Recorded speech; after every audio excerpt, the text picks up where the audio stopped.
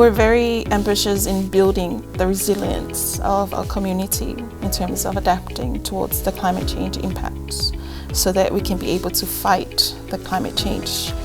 And these are priority adaptation actions that our 368 villages in Samoa are working towards. So those targets we're very proud of, and we know that we can achieve them by working together. In 2015, Samoa submitted its first NDC, and Samoa was committed to reducing its greenhouse gas emissions by having its target of generating its electricity from RE sources, 100% electricity generation from RE sources. Right now we have reached 50% of that, and we're quite ambitious with our target. The second national determined contribution for Samoa has a wider sectorial coverage than the first one, where the first only focused on the generation of electricity from renewable energy sources.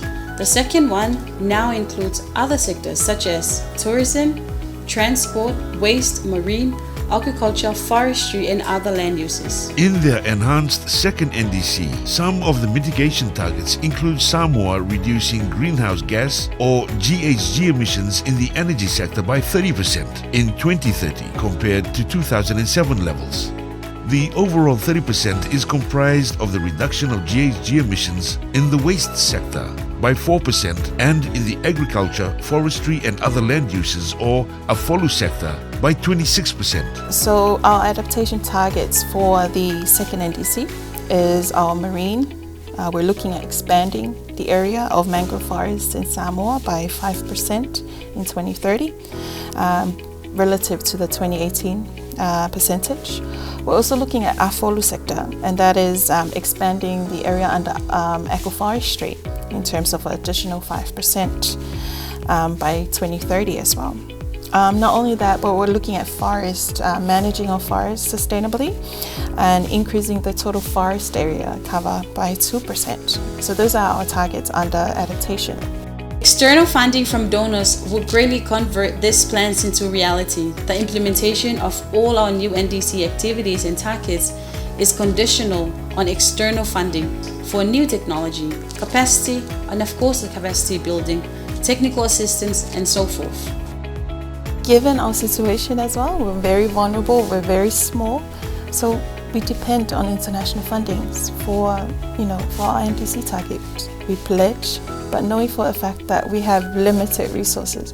The Regional Pacific NDC Hub and implementation partner, the Global Green Growth Institute, or GGI, is proud to have supported Samoa with their plans through technical assistance and the development of their second NDC.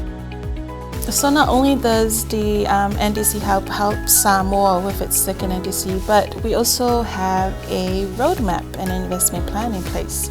And this will help guide Samoa in terms of achieving its targets in its second NDC. With Samoa's roadmap and investment plan, because it was made by its people and the plan is made for people to be able to achieve our targets, there's a lot of civil society involvement, a lot of community involvement, and also the private sector as well. We've submitted our NDC, and now it's another step of the journey, and that is to look for funding, engaging the stakeholders, and making sure that all our stakeholders are being involved, and making sure the data is not fragmented around, and also ensuring that we all work together, everyone, to achieve our targets in our second NDC by 2030.